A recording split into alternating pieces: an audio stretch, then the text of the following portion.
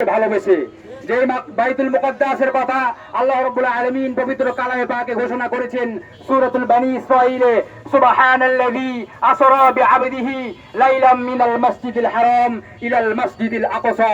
এই সেই মসজিদ আকসা যেখান থেকে রাসূলুল্লাহ মেরাজে গমন করেছিলেন, এই সেই বাইতুল আকসা যেখানে রাসূল সাল্লাল্লাহু আলাইহি ওয়াসাল্লাম লক্ষ লক্ষ নবীদের উপস্থিতিতে ইমামতি করেছিলেন, এই সেই বাইতুল মুকদ্দাস যেখানে রাসূল সাল্লাল্লাহু আলাইহি ওয়াসাল্লাম তার বাহনকে বেঁধে রেখে আল্লাহ পাকের সান্নিধ্যে গিয়েছিলেন। প্রিয় মুসলিম ভাইরা আমার, এই বাইতুল মুকদ্দাস আমাদের প্রথম কিবলা, যেই দিকে মুখ ফিরে আমরা নামাজ আদায় করেছি। রাসূলুল্লাহ সাল্লাল্লাহু আলাইহি ওয়াসাল্লাম শত শত রাকাত নামাজ এই বাইতুল মুকদ্দাসের দিকে ফিরে আদায় করেছেন। আমাদের এই প্রিয় পবিত্র ভূমি আজকে ইসরায়েলের দখলে। শত শত বছর ধরে আমরা জানি আমাদের এই পবিত্র ভূমি অভিশপ্ত ইহুদিরা নিয়ে রেখেছে, তাদের আয়ত্ত নিয়ে রেখেছে। এই প্রথম ফিলিস্তিনের মজলুমকামী স্বাধীনতাকামী মুজাহিদিনে কেরাম তাদের বাড়ি ঘরের ভিতরে ঢুকে তাদেরকে হামলা করেছে, তাদেরকে হত্যা করেছে, তাদেরকে জাহান্নামে পাঠিয়েছে। আমরা আল্লাহর দরবারে শুকরিয়া আদায় করি, আলহামদুলিল্লাহ আলহামদুলিল্লাহ। আর আমরা সেই সাথে জানিয়ে দিতে চাই, এই অভিশপ্ত ইহুদিদের সঙ্গে যারা এদের দোসর হিসেবে দাঁড়িয়েছে, তাদের প্রধান দোসর হচ্ছে ভারতের এই কুখ্যাত মুশরিক নরেন্দ্র কসাই মোদী। এই মোদী আল্লাহ পাক কোরআনে বলছেন, লাতাজিদান্না আশাদ্দান নাস আদাওয়াতাল লিল্লাযিনা আমানুল ইয়াহুদ ওয়াল্লাযিনা আশরাকু। আল্লাহ পাক বলছেন, অবশ্যই মুসলমানদের প্রধান শত্রু হচ্ছে ইহুদি, তারপরে প্রধান শত্রু হচ্ছে মুশরিক, অর্থাৎ এই হিন্দুত্ববাদী শক্তি।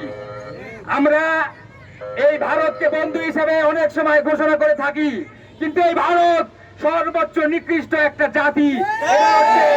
যুগে যুগে মুসলমানদেরকে নির্যাতন করে যাচ্ছে, আমার রাসূলের বিরুদ্ধে কটূক্তি করেছে এই ভারত। ভারতের প্রতিটি অঞ্চলে আজকে মুসলমানরা নির্যাতিত। আর এই কুখ্যাত নরেন্দ্র মোদী হচ্ছে ইসরায়েলের পাশে সর্বপ্রথম গিয়ে দাঁড়িয়েছে। এই জন্য ভারতকে বর্জন করতে হবে, ভারতীয় পণ্যকে বর্জন করতে হবে এবং ইসরায়েলের যাবতীয় পণ্যকে বর্জন করে আমাদের প্রতিবাদকে জারি রাখতে হবে। প্রিয় ভাই, এই জন্য আমাদের শত্রু কারা বন্ধু কারা চিনার সময় এসেছে। আমরা মুক্তিকামী ফিলিস্তিনি স্বাধীনতাকামী মুজাহিদিনদের জন্য দোয়া করব এবং আমরা তাদের পাশে দাঁড়িয়ে থেকে আকাশ বাতাস মোহরিত করে একথা বলবো, লাব্বাইক আল আকসা, লাব্বাইক আল আকসা, লাব্বাইক আল আকসা। আমরা আমাদের সুস্পষ্ট বক্তব্য জানিয়ে দিতে চাই, এইখান থেকে সমগ্র বিশ্বব্যাপী আমরা মুসলমানদের পাশে আছি, মুসলিম ভাইদের পাশে আছি।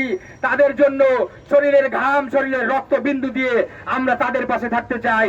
আল্লাহ রাব্বুল আলামিন বলছেন, ইন্নামাল মুসলিমুনা ইখওয়া, নিশ্চয়ই মুসলিমরা একে অন্যের ভাই। রাসূলুল্লাহ সাল্লাল্লাহু আলাইহি ওয়াসাল্লাম বলেছেন, মুসলিম জাতি একটি দেহের মতো, যদি সেই দেহের কোনো অংশ কষ্ট পায় তবে সারা শরীর যে ব্যথিত হয়ে যায়। আমাদেরকে মুসলমানদের কষ্টে ব্যথিত হয়ে রাজপথে প্রত্যেকটা জায়গায় থাকতে হবে এবং কুফফার মুশরিকদের ষড়যন্ত্র ভেঙে গুড়িয়ে দিতে হবে ইনশাআল্লাহ। আল্লাহ রাব্বুল আলামিন আমাদেরকে তৌফিক দান করুন। আমরা প্রথমত ভারতীয় ইন্ডিয়ান পণ্যকে বর্জন করব এবং ইসরায়েলের যত পণ্য আছে, আমেরিকার যত পণ্য আছে, যারা আমাদের সঙ্গে ব্যবসা বাণিজ্য করে, আমরা এই ক্ষুদ্র প্রতিবাদটুকু করব এবং ভারতীয়দের বিরুদ্ধে, ইহুদি নাসারাদের বিরুদ্ধে নিজেদের ঈমানকে সচেষ্ট রাখবো। দল মত নির্বিশেষে একমাত্র কালিমার জন্য আমরা এক আছি, সেটা হচ্ছে কি আমরা মুসলমান। একমাত্র কালিমা লা ইলাহা ইল্লাল্লাহ। আল্লাহ রাব্বুল আলামিন আমাদেরকে তৌফিক দান করুন। ওয়া আখিরু দাওয়ানা আলহামদুলিল্লাহি রাব্বিল আলামিন। ধন্যবাদ আমাদের সম্মানিত কাফি ভাইকে। এ পর্যায়ে খুবই সংক্ষিপ্ত আকারে দুটি কথা নিয়ে আসছেন আমাদের সারা জামে মসজিদের সম্মানিত ইমাম আব্দুস শাকুর ভাই। ইন্নাল হামদুলিল্লাহ ওয়াস সালাতু ওয়াস সালামু আলা রাসূলিল্লাহ।